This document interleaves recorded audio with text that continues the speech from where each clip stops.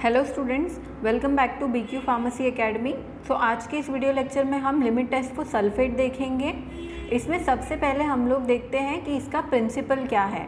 जैसे कि आपको पता है कि कोई भी लिमिट टेस्ट हो उसमें आपको प्रिंसिपल स्टडी करना है, उसका रिएक्शन देखना है, फिर उसमें क्या क्या केमिकल्स यूज़ होंगे वो देखना है, रोल ऑफ रिएजेंट देखना है, प्रोसीजर पढ़ना है और फिर ऑब्जर्वेशन। ये 6 इंपॉर्टेंट पार्ट्स जो है वो आपको इसमें स्टडी करने होते हैं। तो सबसे पहले हम लोग इसके प्रिंसिपल को देखते हैं कि लिमिट टेस्ट फॉर सल्फेट का प्रिंसिपल क्या कहता है। So limit test for sulfate का प्रिंसिपल ये कहता है, this test is based on the reaction between soluble sulfate with barium chloride in the presence of dilute hydrochloric acid to form barium sulfate which appears as solid particles, that is turbidity in the solution. So इस principal के according ये एक ऐसा reaction है जिसमें हम लोग soluble sulphate को बेरियम क्लोराइड के साथ में मिक्स करते हैं in presence of dilute hydrochloric acid that is HCl, जिससे कि हमें बेरियम सल्फेट जो है वो मिलता है। तो क्या कहता है हमारा रिएक्शन, सल्फेट को हम लोग को किसके साथ में कंबाइन करना है, बेरियम क्लोराइड के साथ में। इससे हमें क्या मिलता है, बेरियम सल्फेट। सो ये रिएक्शन जो है ये प्रिंसिपल है हमारा। सो जब हम सल्फेट बेरियम क्लोराइड को मिक्स करके बेरियम सल्फेट पाते हैं तो वो कुछ इस तरीके से दिखता है। आपको स्क्रीन पे दिख रहा होगा वाइट कलर का पूरा लिक्विड टर्न हो गया है। तो ये क्या है, उसका टर्बिडिटी है। इस कलर में जो है हमारा प्रोडक्ट हम लोग को बन के मिलता है। नेक्स्ट अब हम इसके रिएक्शन के बारे में देख लेते हैं। रिएक्शन में सबसे पहले हमें क्या करना है, सल्फेट को जो है हम लोग किसके साथ में मिक्स करेंगे, बेरियम क्लोराइड के साथ में, जिससे कि हमें प्रोडक्ट में क्या मिलेगा, बेरियम सल्फेट। और ये हम लोग किसके प्रेजेंस में करेंगे, डाइल्यूट HCl के प्रेजेंस में। तो ये रिएक्शन आपको वहाँ पे लिखना है लिमिट टेस्ट फॉर सल्फेट के। यहाँ पर हम लोग नेक्स्ट देखेंगे केमिकल्स कौन से हम लोग यूज़ कर रहे हैं। सबसे पहला जो केमिकल है वो है डाइल्यूट HCl, यहाँ पे हम लोग यूज़ कर रहे हैं। उसके साथ में हम लोग बेरियम क्लोराइड यूज़ कर रहे हैं, देन हम लोग एथेनॉल का यूज़ कर रहे हैं, देन हम लोग लास्टली टेस्ट सैंपल जिसके थ्रू हम लोग को ये टेस्ट परफॉर्म करना है उसको यहाँ पर हम लोग यूज़ कर रहे हैं। सो ये 4 केमिकल्स थे जो यहाँ पे यूज़ हो रहे हैं। नेक्स्ट हम लोग इसके एपरेटस को देख लेते हैं। एपरेटस में जैसे हम लोग ने लिमिट टेस्ट फॉर क्लोराइड में देखा, सेम एपरेटस यहाँ भी यूज़ होगा। सबसे पहला हमारा नेस्लर सिलेंडर वो ये है, इस तरीके से दिखता है। नेक्स्ट हम लोग का पिपेट होता है, वो ये इमेज आपको आ गया होगा, वो पिपेट है हमारा। देन हम लोग स्टीयरिंग रॉड और बीकर साथ में देख रहे हैं। जो कंटेनर है उसको हम लोग बीकर कहते हैं और उसमें जो रॉड टाइप का है उसको हम लोग स्टीयरिंग रॉड कहते हैं, जो हम लोग मिक्सिंग के लिए यूज़ करते हैं।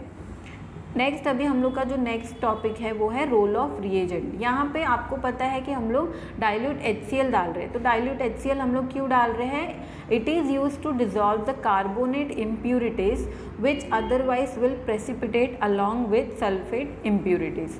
सो यहाँ पे जब हम लोग सल्फेट लिमिट टेस्ट को सल्फेट करेंगे तो जब हम लोग उसको सल्फेट की इम्प्यूरिटीज़ को डिजॉल्व करा रहे हैं, प्रेसिपिटेट आउट करा रहे हैं, तो उस टाइम पे क्या होगा, कार्बोनेट के इम्प्यूरिटीज़ भी उसके साथ में प्रेसिपिटेट हो सकते हैं। इसीलिए हम लोग उसको स्टार्टिंग में ही HCl डाल के उसको डिज़ोल्व करा रहे हैं ताकि वो सल्फेट के इम्प्यूरिटी के साथ में ना आ सके।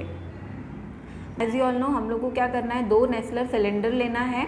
सबसे पहले हम लोग क्या करेंगे, एक नेस्लर सिलेंडर में हम लोग क्या करेंगे, सबसे पहले सैंपल डाल देंगे, फिर दूसरे वाले सिलेंडर में हम लोग स्टैंडर्ड सॉल्यूशन डाल देंगे। फिर उसके साथ साथ हम लोग दोनों ही सिलेंडर्स में किसको डालेंगे, 1.5 ml ऑफ एथेनॉल, यानी कि जो अल्कोहल की तरह हम लोग अल्कोहल हम लोग ऐड कर रहे हैं उसमें हम लोग 1.5 ml एथेनॉल का इस्तेमाल करेंगे।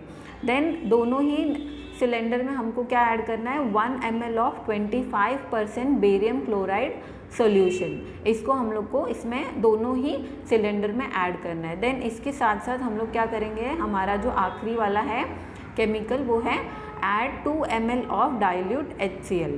फिर उसके बाद हम लोग क्या करेंगे, दोनों में ही इसको 50 ml के मार्क तक हम लोग लेवल अप कर देंगे यूजिंग डिस्टिल्ड वाटर। सो ये था हमारा प्रोसीजर। क्या किया हम लोग ने, एक सिलेंडर लिया जिसमें हम लोग ने सैंपल सॉल्यूशन डाला और एक सिलेंडर लिया जिसमें हम लोग ने स्टैंडर्ड सॉल्यूशन डाला, उन दोनों को ही उसके अकॉर्डिंग हम लोग ने मार्क कर दिया। फिर हम लोग ने 1.5 ml इथेनॉल जो है दोनों ही सिलेंडर में ऐड किया। देन हम लोग ने 1 ml of 25% barium chloride solution दोनों सिलेंडर में ऐड किया। देन हम लोग ने 2 ml of dilute HCl add किया दोनों में, और ऐड करने के बाद में दोनों का ही जो मार्किंग था 50 ml तक हम लोग ने उसके मार्किंग को पानी से यानी कि डिस्टिल्ड वाटर से हम लोग ने फिल कर दिया, डाइल्यूट कर दिया।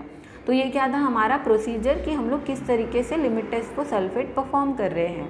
अभी हम लोग को इसको लिखना कैसे है प्रोसीजर को, इस फॉर्मेट में आपको इसके प्रोसीजर को जो है लिखना है। स्टैंडर्ड सॉल्यूशन और एक टेस्ट सॉल्यूशन होगा।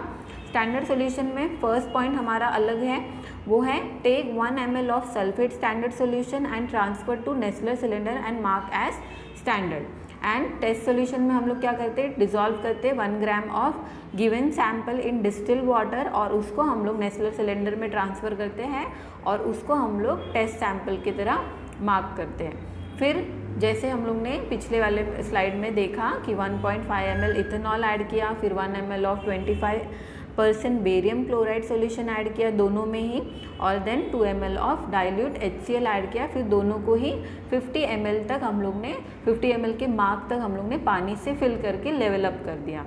तो इससे क्या हो गया, हम लोग का जो प्रोसीजर था वो हम लोग ने किया। उसके बाद में हम लोग क्या करते हैं, जैसे हम लोग ने सारी रिक्वायर्ड चीज़ें ऐड कर दी, फिर आप लोग ने ग्लास रॉड देखा था ना, स्टीयरिंग रॉड जिसको हम लोग ने कहा था, उससे हम लोग उसको हल्का सा स्टेयर करते हैं, मिक्स कर देते हैं स्टीयरिंग रॉड से, और उसको हम लोग 5 मिनट तक ऐसे ही रख देते हैं। देन हम लोग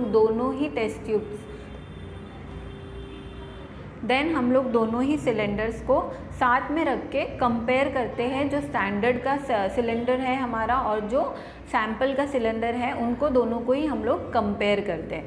कंपेयर करने के बाद में ऑब्जर्वेशन के अकॉर्डिंग हम लोग का आंसर क्या आना चाहिए, अगर जो टर्बिडिटी स्टैंडर्ड में फॉर्म हुआ है वो कम हुआ है या दोनों बराबर हुआ है, तो हम लोग का जो लिमिट टेस्ट फॉर सल्फेट है वो पास हो जाता है। बट अगर हम लोग का जो टर्बिडिटी यानी कि वो जो वाइट कलर आपको मैंने स्टार्टिंग वाले स्लाइड्स में दिखाया था, उसमें अगर वो बहुत ज़्यादा दिख रहा है, स्टैंडर्ड में कम है, और जो टेस्ट सैंपल है उसका कलर जो है या टर्बिडिटी जो है वो बहुत ज़्यादा दिख रहा है, तो ये जो लिमिट टेस्ट है वो फेल हो जाता है। तो इस तरीके से आपको ऑब्जर्वेशन के साथ साथ इस लिमिट टेस्ट को लिखना है। ये 6 आपको लिखना है किसी भी लिमिट टेस्ट के लिए।